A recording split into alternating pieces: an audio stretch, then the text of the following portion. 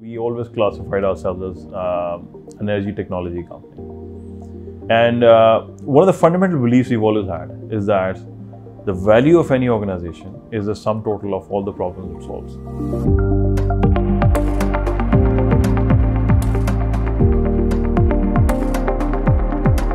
We were doing like few megawatts some time back. Right now, our footprint is close to 200 megawatts. We are the largest PV manager in Pakistan. Our technology is incredibly unique in terms of the way we manage these assets, the insights we generate.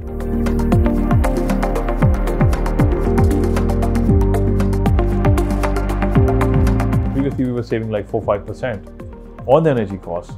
Right now, we can deliver 10, 15, 20% bottom line benefit, bottom line improvement to major industries. And if you look at our clientele, we've got all the blue chips in Pakistan, mashallah, almost all of them.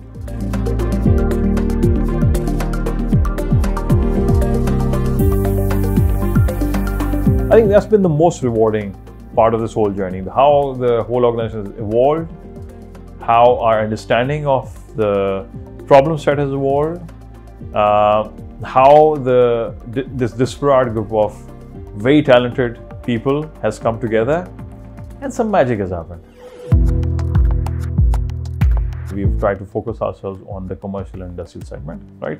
We know we can't solve all the problems, so we have focused ourselves on what we know best. The Hercules historically has been an industrial conglomerate, so we understand the industry a bit. But once we went in, we realized there's a myriad of problems, right?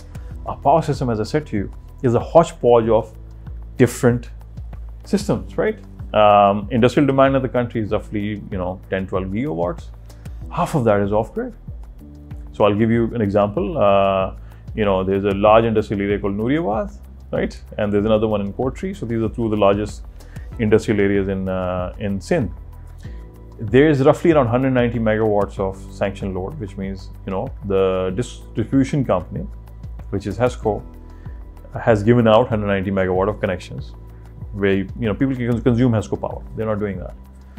90% of the demand is being addressed by captive power. So these people have invested billions of rupees in many cases, setting up their own localized power based on gas or furnace oil, or even more expensive diesel-based fuel. Because why they're doing that? Grid has been unreliable, right? They don't know what the availability of power is like. Power quality has been pretty bad. Many of these industries run continuous process. For example, cable manufacturing, right? There's an extrusion process, right? If there's a disruption in that process, they lose a lot of work in progress inventory. Talk about food industry, talk about textile, synthetic fiber, right? Automobiles, there's a lot of work in progress inventory, loss of production time. They can't afford that. So they have decided to invest billions into this energy system, which is very inefficient, and they're not using that power. When you go deeper, you realize that they're not the experts. They're not running it in the most efficient manner, right? Many of these industries are running extra generators, extra turbines, just to make sure there's no disruption, which means all the turbines are running very inefficiently. They're wasting a lot of fuel.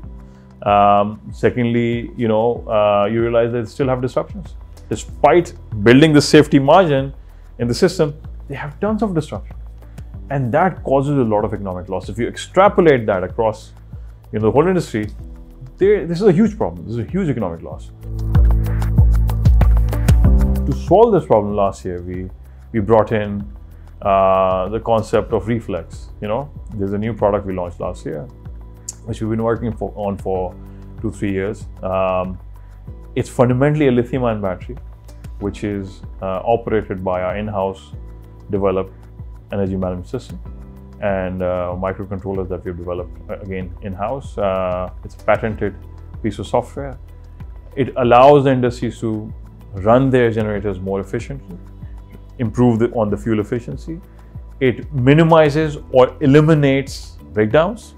Right? So now you can reliably run either the grid or your captive system without any breakdowns, saving a lot of, that economic loss that they were incurring because of power disruptions. And on top of that, now, based on the fact that we have got a battery in the middle, we can integrate a lot more renewable power than we could do previously, right? When we started off, we were just doing plain solar. People would say, come in and do a 50 kilowatt system, a sample. People were not very confident that this technology will work. So it took a while for industries to, be confident about making that shift towards renewable energy. But I think over the last 5-6 years, once we were able to establish ourselves and, put in serious amount of power, it just scaled very rapidly, because I think what drove it was primarily the economic imperative. I feel that back in 2016-17, solar for the first time started beating the grid price, right? Historically, the grid has always gone up. It's never come back, right? The historic appreciation rate has been around 8-9% over the last 30 years on the grid, whereas solar has been improving. So there was that inflection point that happened, that we reached grid parity in 15-16. In 2018, we hit parity with local gas. The cheapest form in terms of fossil fuel was always going to be system gas. System gas. Sindh and KPK get concession gas because they're generally exporters of gas in the country, so they get the concession rate here. So we started beating that cheapest fuel back in 18. Basic equation that that we all are chasing is, when coal becomes more expensive than solar and battery, everything will be running on solar and battery. Right? I think we're very close to that. That being true, inshallah. We last year got engaged in a very sort of cutting edge project with an international firm in international geography in Middle East, where we were asked to design and build the largest solar powered electric charging station in the world, right? It is going to power up electric buses for the Football World Cup in Qatar, right? So we put up like a 5.5 megawatt solar power complex on top of parking sheds.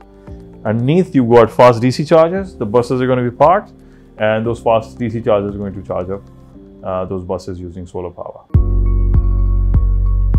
You have to be an internal optimist to be in an industry like this, right? To run a company like this, right? And there have been tons of challenges, that we have had to overcome. So I'm an internal optimist.